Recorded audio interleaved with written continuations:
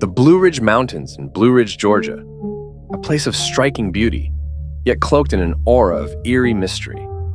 Within the rugged expanse of mountainous woods, secrets lie hidden, waiting to be unearthed.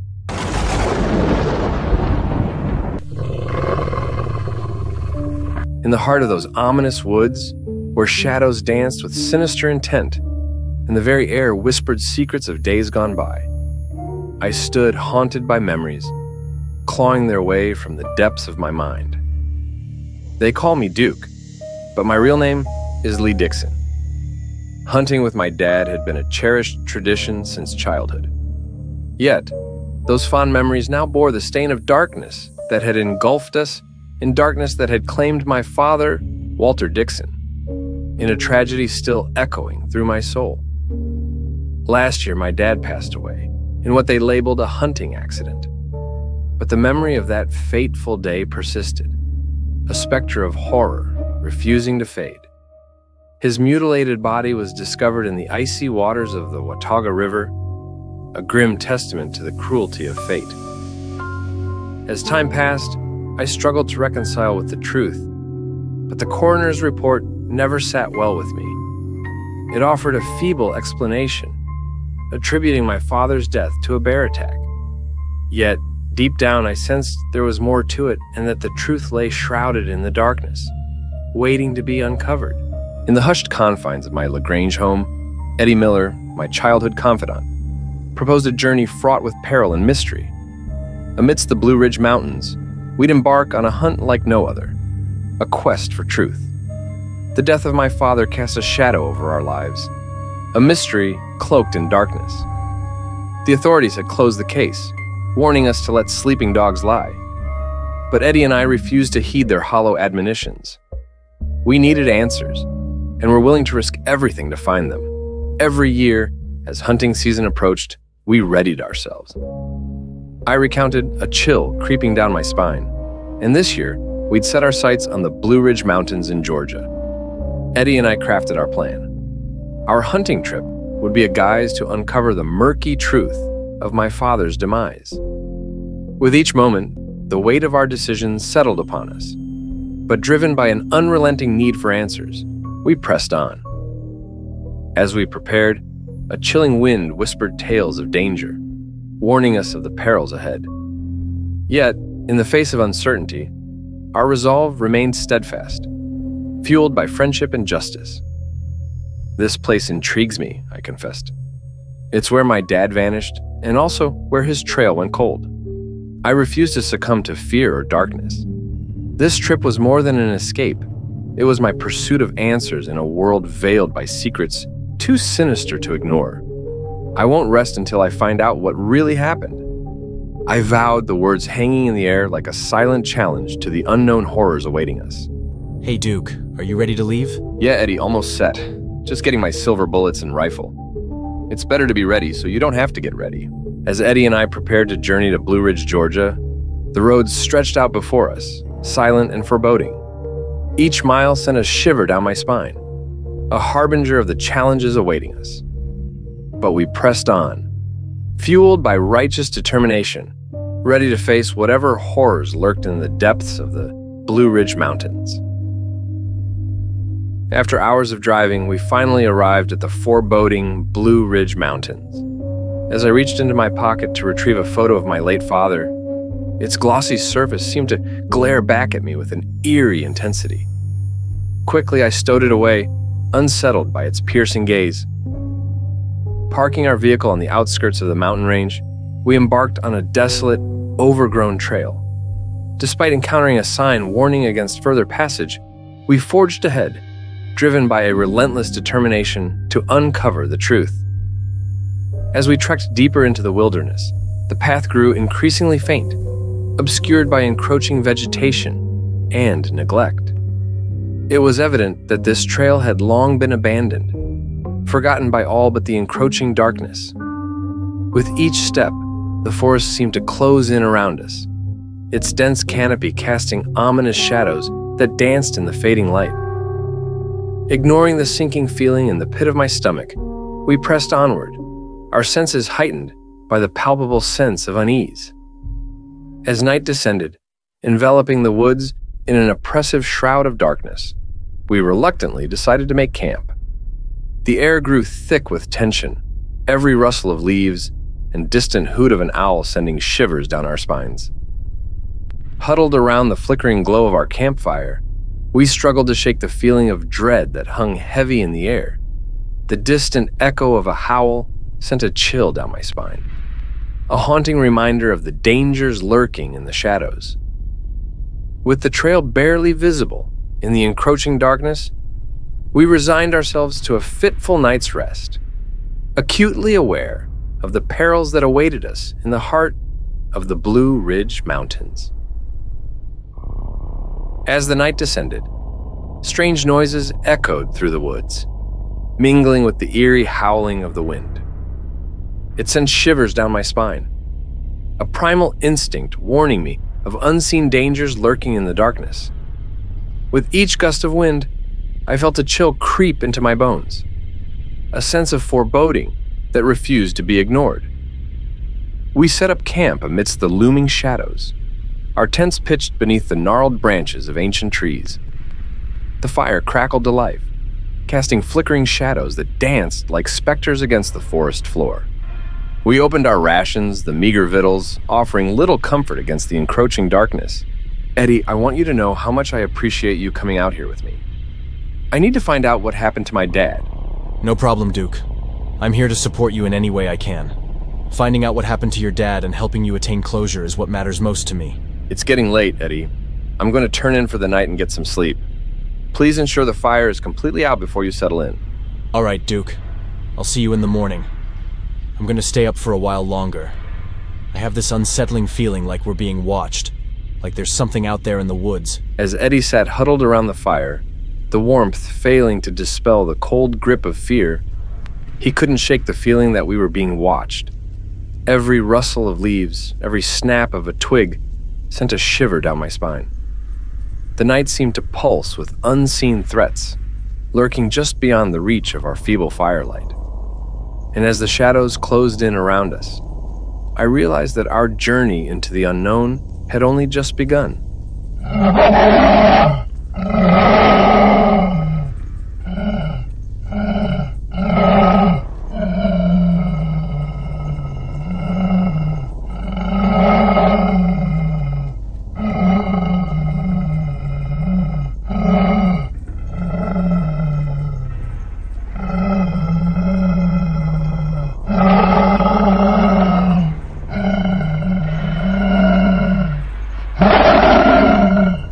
Duke, wake up!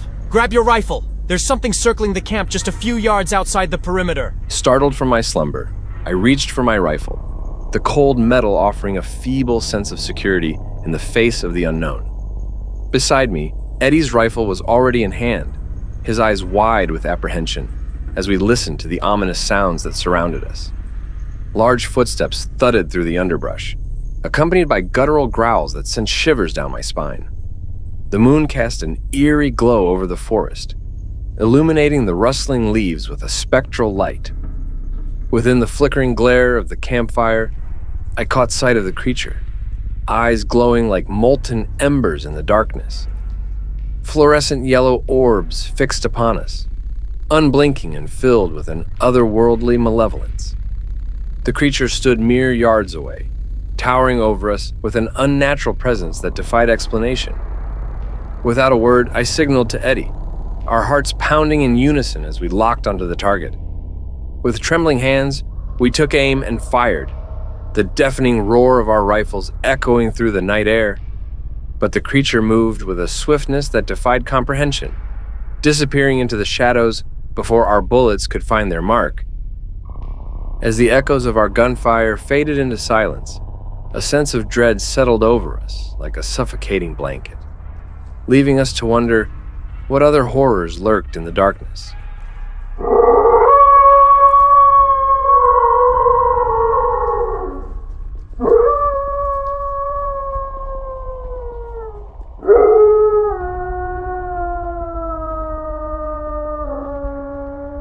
The creature's retreating form vanished into the shadows of the ominous woods, leaving us trembling with fear and uncertainty.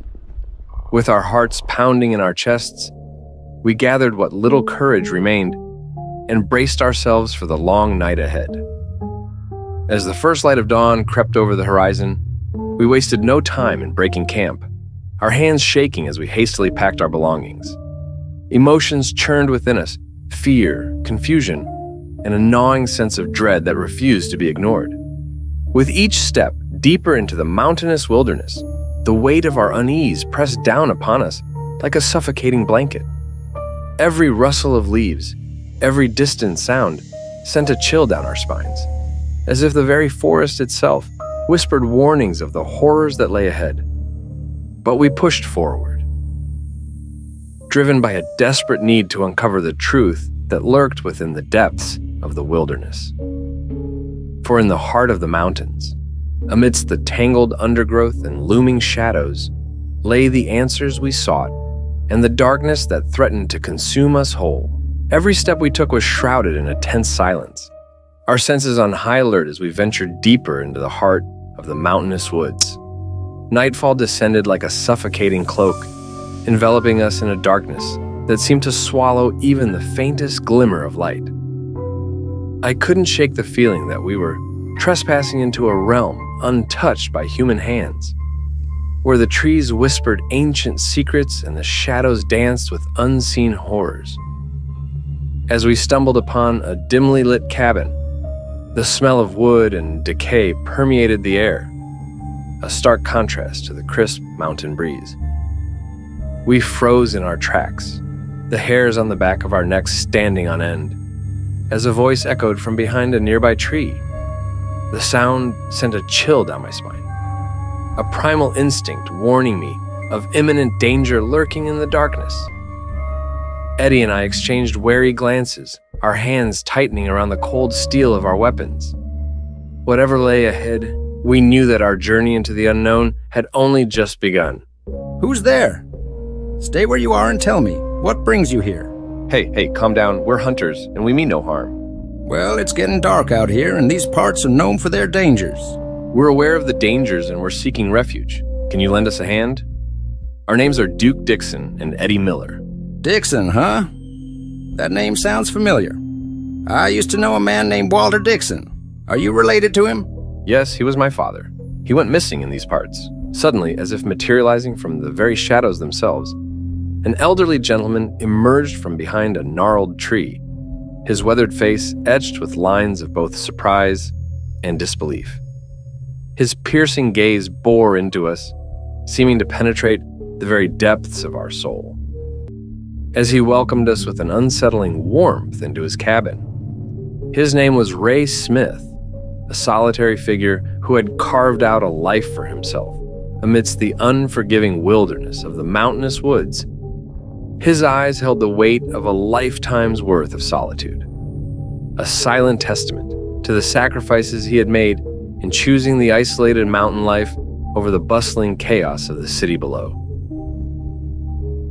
As Ray ushered us inside, the flickering firelight cast dancing shadows across the walls, painting the room in an eerie glow. The smell of food wafted through the air, mingling with the faint scent of decay that seemed to linger just beneath the surface. Ray offered us a meager meal, his voice laced with a sense of urgency, as he warned us of the dangers lurking in the woods at nightfall. His words sent a chill down my spine, a primal instinct warning me of unseen horrors that prowled just beyond the safety of the cabin walls. Reluctantly, we accepted Ray's offer of hospitality, knowing deep down that our fate was now intertwined with his. As the night closed in around us, enveloping us in its cold embrace, I couldn't shake the feeling that we were merely pawns in a game far darker and more sinister than we could have ever imagined. As we settled into the warmth of Ray's cabin, a palpable tension hung in the air, overshadowing our relief at finding shelter from the encroaching darkness. Hesitant at first to broach the subject, we knew we had to seek answers. We had to know if Ray had encountered anything unusual in these treacherous mountainous woods. Summoning all my courage, I recounted our harrowing encounter from the previous night, the memory still fresh and raw in my mind. I described the creature that had stalked our campsite, its sinister presence looming like a specter in the darkness. We had fired our rifles in desperation, but it had vanished into the depths of the forest, leaving us shaken and afraid. To our horror, Ray's face darkened with recognition as I spoke of the creature a dogman, a monstrous bipedal being said to haunt these very woods. His words sent a chill down my spine as he began to unravel a tale steeped in ancient legend and bloodshed. Ray spoke of his ancestors, Native Americans, who had once roamed these lands, their lives intertwined with the spirits of the forest. He recounted the legend of the great Black Wolf spirit, a deity revered by his tribe for its protection against the savage dogmen who had once threatened their existence. According to Ray's tale, the tribe had been blessed by the great Black Wolf, bestowed with the power to transform into werewolves under the light of the full moon. For centuries, they had waged a brutal war against the dogmen, their fates entwined in a cycle of violence and vengeance. But peace had been fleeting, shattered by the rise of Akil, a ruthless leader who sought dominion over the mountains and reignited the ancient conflict. To this day, Akil roamed the forest, his thirst for blood unquenchable, as he hunted both werewolf and human alike, driven by a relentless desire for power and control. Ray's voice quivered as he delved deeper into the chilling lore of the dogmen and werewolves. He painted a vivid picture of their stark differences, the dogmen, savage and unrelenting, never shifting into human form like their werewolf counterparts. Silver could spell their demise just as it could for werewolves. Yet, they remained hidden in the darkest recesses of the forest, lurking like phantoms in the night. As Ray spoke, the air seemed to grow colder, the flickering firelight casting eerie shadows that danced across the cabin walls. My skin prickled with unease as I listened, the weight of his words settling like a heavy stone in the pit of my stomach. The thought of these monstrous creatures prowling the wilderness, their hunger for blood insatiable, sent a shiver down my spine. Every rustle of leaves outside seemed to echo with their presence. Every distant howl a chilling reminder of the dangers that lurked just beyond the safety of Ray's cabin. In that moment, I realized the true extent of the peril we faced, a peril that went far beyond the confines of mere mortal understanding. And as the night stretched on, enveloping us in its suffocating embrace, I couldn't help but wonder if we would ever escape the clutches of the darkness that threatened to consume us whole. As Ray's tale ended, a heavy silence settled over us, the weight of his words hanging in the air like a shroud. In the darkness of the cabin, the forest seemed to press in around us, its secrets lurking just beyond the reach of our flickering firelight. And as the night stretched on, I couldn't shake the feeling that we were mere pawns in a game far darker and more sinister than we could have ever imagined. Ray also spoke of my father, and how they had crossed paths in these very woods, united by a shared pursuit of prey. But what began as a simple encounter soon descended into a deadly game of greed and desperation. Ray described the tension that had simmered between them as they both laid claim to the same deer, their desires clashing like thunder in the stillness of the forest. And when the hunt was over and the spoils had been divided, my father had accepted Ray's invitation into his cabin. However, my father chose to venture deeper into the heart of the mountainous wilderness. With a heavy heart, Ray recounted how he had tried to warn my father of the dangers lurking in the shadows, of the horrors that prowled the depths of the mountainous woods. But my father had brushed off his concerns, confident in his own abilities and the protection afforded by his weapons. And so, with a false sense of security, my father had ventured back out into the darkness, never to return, until his mutilated remains had been discovered in the icy waters of the Watauga River. As Ray's warning hung heavy in the air, Eddie and I exchanged a silent glance, the gravity of our situation sinking in. In the face of such unimaginable horrors, we knew that staying inside the safety of the cabin was our only chance at survival, for the night was alive with unseen threats, and the darkness held secrets too terrible to comprehend. Ray's eyes narrowed with understanding as he sensed our unease, his gaze flickering toward the window blinds, as if searching for unseen threats lurking in the darkness beyond. With a voice like steel, he assured us that the cabin offered sanctuary from the terrors that prowled outside, but his words came with a chilling caveat, a warning that sent a shiver down my spine. Before midnight, he implored, we must not venture into the basement vault room where he slept, and we must keep the vaulted basement door locked at all costs. His insistence left no room for doubt, his eyes flashing with a desperate urgency that mirrored the dread building within me. As Ray spoke, a sense of foreboding settled over us like a heavy fog, suffocating and all-encompassing. The very air seemed to thicken with tension, each breath laden with the weight of unspoken fears. And then, with a grim determination, Ray revealed the truth behind Akil's inexplicable mercy, the reason why he had allowed us to live. It chilled me to the bone, the realization dawning like a sickening revelation. We were not the intended prey. No, Eddie and I were nothing more than pawns in a twisted game, bait to lure a far greater prize into Akil's clutches. The implications of Ray's words hung in the air like a death sentence, casting a pall of dread over our fragile sense of safety. In the face of such malevolence, I knew that the night held horrors far beyond anything we had ever imagined, and that our survival depended on our ability to outwit the darkness itself. Ray, what exactly are you referring to? Akil, your assailant, is incredibly cunning. He possesses a keen ability to search for his intended targets, but he cannot sense a werewolf in human form. That's his weakness. Instead, he employs unwitting minions as bait. So, Ray, you're suggesting that Akil refrained from attacking because he was searching for something or someone else? Yes, Eddie, that's precisely what I mean. Remember, under no circumstances should you open my basement vault door. Keep it closed at all times. As the darkness of night descended like a suffocating shroud, the eerie glow of the full moon cast an ominous pall over the cabin. With a sense of foreboding gnawing at my insides, I watched as Ray retreated to the sanctuary of his basement vault room, his footsteps echoing like a death knell in the stillness. Left alone with Eddie, a chill crept into my bones as I prepared my rifle, loading it with the few remaining silver bullets that had once been my father's talisman of protection. But even the weight of the gun in my hands offered little comfort against the encroaching shadows that seemed to press in from all sides. As the minutes stretched into hours, the silence of the cabin became oppressive, broken only by the occasional creak of floorboards and the distant howl of unseen creatures in the night.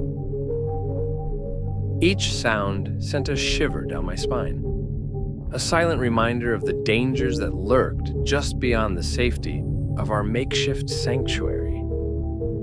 And as the moon reached its zenith, bathing the world in its ethereal light, a sense of dread settled over me like a heavy fog. In the stillness of the night, I couldn't shake the feeling that we were not alone, that something sinister watched from the darkness, waiting to strike when we least expected it.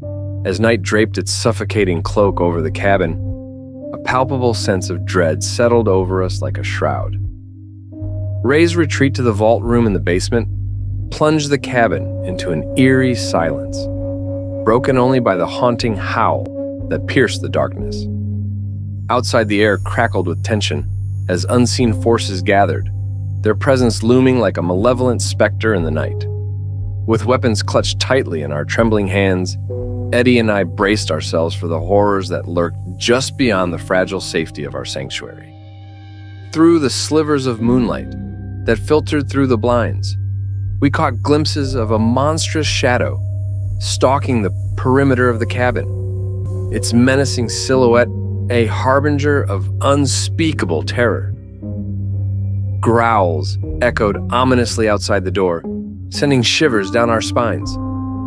With a trembling hand, Eddie dared to peek through the blinds, his blood running cold as he locked eyes with the creature lurking in the shadows.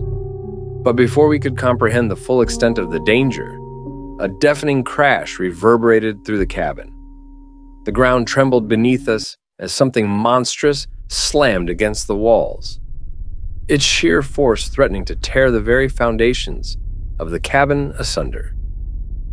In that moment, the true horror of our predicament became painfully clear, and we realized that we were trapped in a nightmare from which there could be no escape. Eddie, we need to brace ourselves. There's something outside the cabin trying to break in. Duke, besides what's happening outside the cabin, there's also activity downstairs in the vault where Ray went.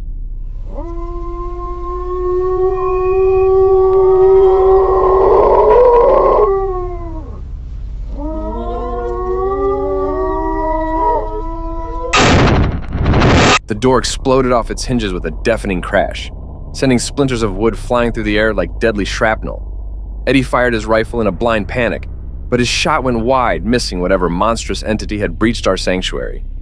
Heart pounding, we scrambled for cover near the kitchen, our breaths coming in ragged gasps as we glimpsed the colossal figure that loomed in the doorway, a grotesque behemoth known only as Akil, the Dogman. Towering at least 7 feet tall, his massive frame blocked out the moonlight, casting a shadow that seemed to swallow us whole. I motioned for Eddie to move towards the doorway leading to the basement, praying that we might find some semblance of safety below. With trembling hands, I readied my weapon, my knuckles white with tension as I braced myself for the inevitable confrontation.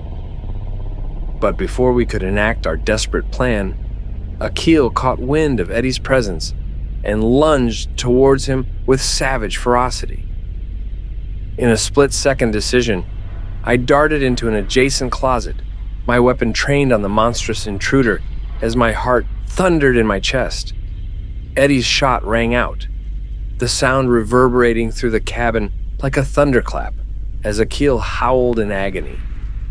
But the pain only seemed to enrage the beast further, its primal fury unleashed upon us in a terrifying display of power. With no other recourse, Eddie moved to open the vault room where Ray had sought refuge, our only hope of survival lying in the safety of its fortified walls.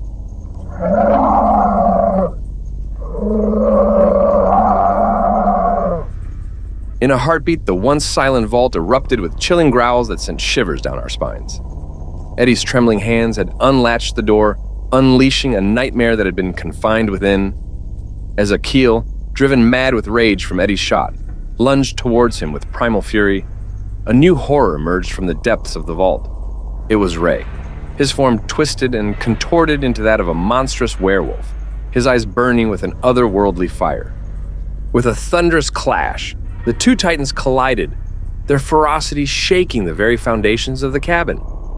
The air crackled with electricity as teeth and claws clashed in a deadly dance of death, each blow echoing with the weight of centuries-old enmity. Eddie and I watched in stunned horror as the cabin transformed into a battleground, the walls trembling with the force of their primal struggle. The scent of blood hung heavy in the air, mingling with the metallic tang of fear as we bore witness to a battle that defied all reason. In the flickering firelight, the combatants seemed to blur together, their forms melding into a nightmarish tableau of teeth and fur. The very earth seemed to groan beneath their feet, crying out in agony as the violence raged on. As the battle reached its crescendo, I could only stand frozen in terror, my heart pounding in my chest as I prayed for deliverance from the horrors that surrounded us. For in that moment, I knew that we were mere spectators in a war that had raged since time immemorial, a war that threatened to consume us all in its insatiable hunger for destruction. Eddie, are you all right? Yeah, Duke, I'm fine. We need to get out of here.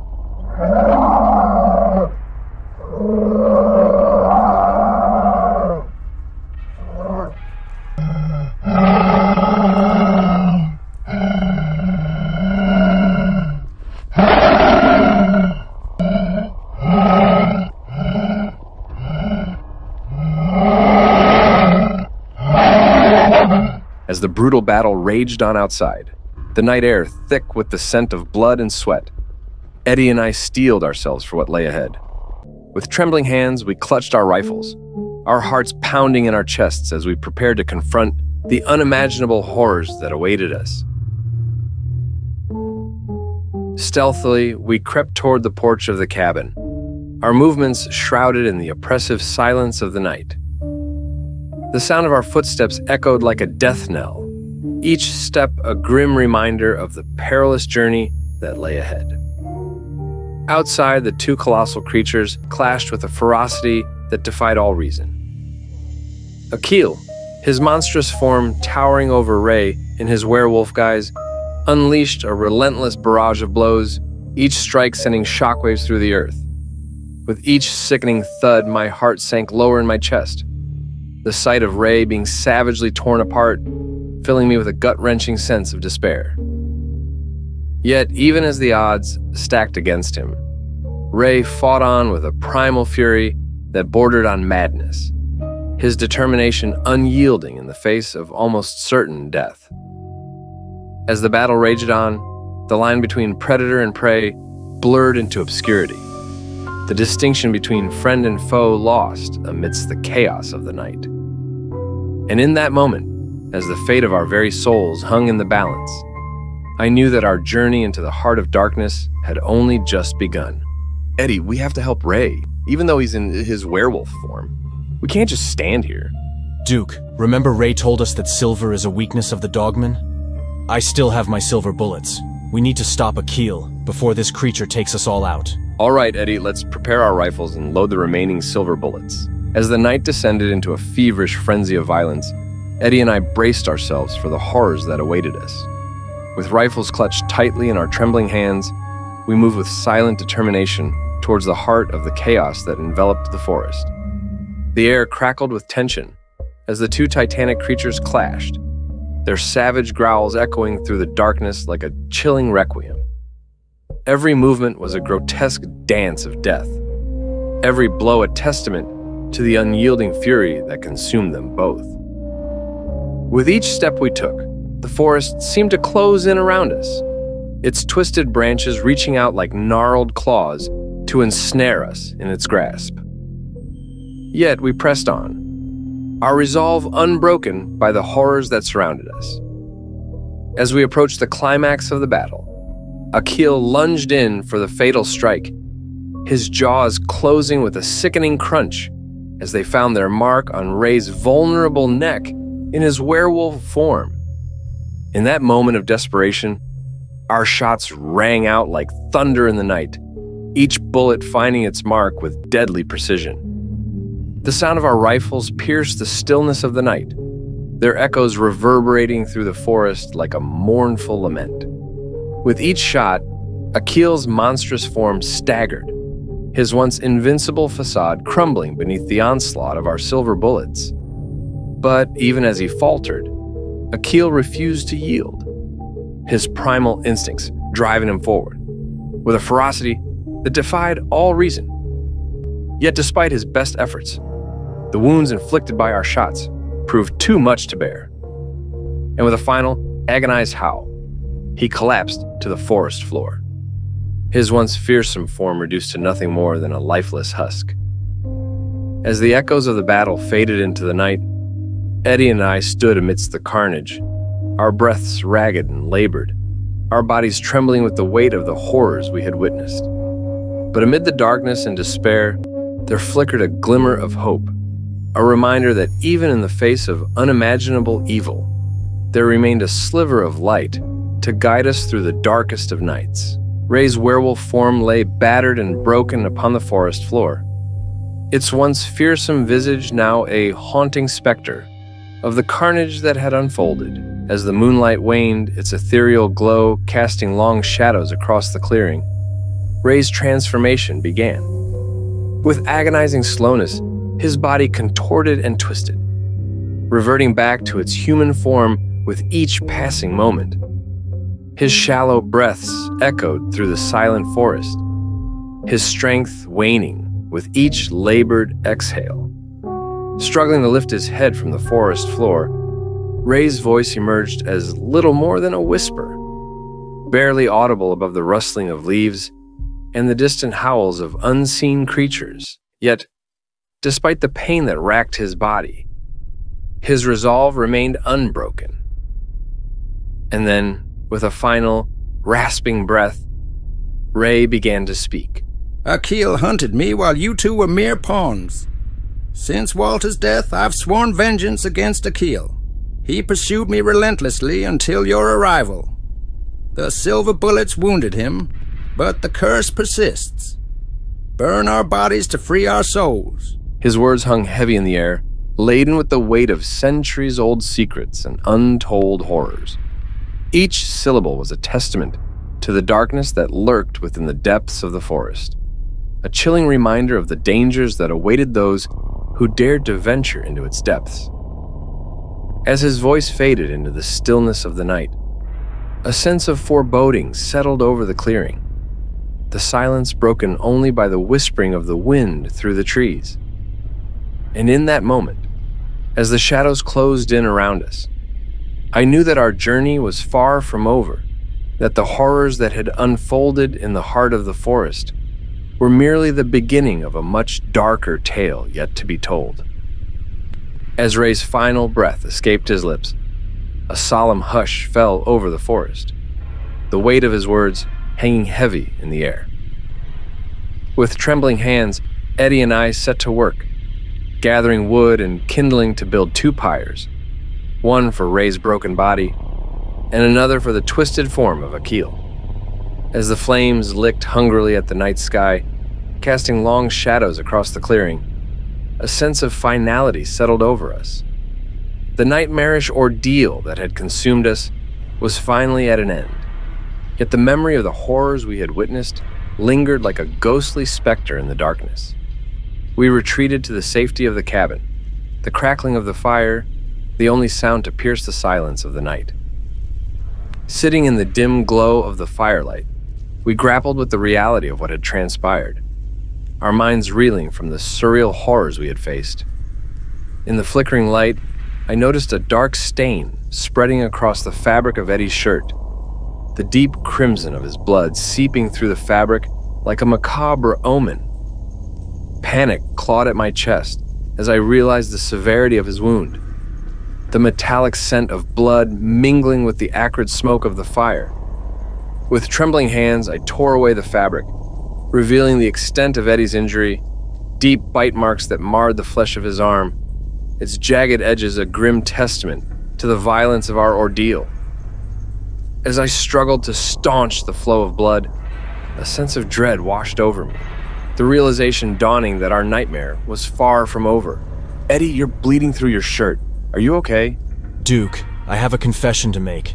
I was bitten on my arm while I was in the vault. Eddie, we need to leave and get you to the hospital. Duke, let's wait until tomorrow. After everything we've been through, I'm exhausted and need some rest. As night descended, Eddie's sweat seemed to ooze with fear, soaking his trembling form. Each droplet echoed the palpable tension suffusing the air. The darkness descended upon the cabin. A sense of dread settled over us like a suffocating blanket. Eddie's condition worsened with each passing moment, his body racked with agonizing pain as sweat poured from his brow like a torrential downpour. With a sickening dread, I watched in horror as the full moon cast its baleful glow upon the forest, its eerie light illuminating the transformation that was unfolding before my eyes. In an instant, Eddie's body contorted and twisted, his screams echoing through the night as his humanity was stripped away, replaced by the primal rage of the beast within. With trembling hands, I reached for my rifle, my heart pounding in my chest with a fear unlike anything I had ever known. But before I could even grasp the weapon, Eddie had completed his transformation, his form now towering over me in all its monstrous glory. The creature's eyes burned with an unnatural fire as it advanced toward me, its growls echoing through the silent foyer like a harbinger of doom. In a desperate bid for survival, I tried to back away, but the creature was upon me in an instant, its massive hands closing around me with a vice-like grip. With a primal roar, it lunged at me, its fangs bared in the grotesque vision of fangs, as it prepared to unleash its savage fury upon its helpless prey.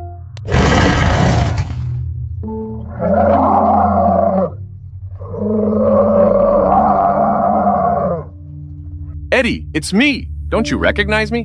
With a final, desperate plea, I reached out to Eddie, only to have him recoil from my touch as if repelled by some unseen force.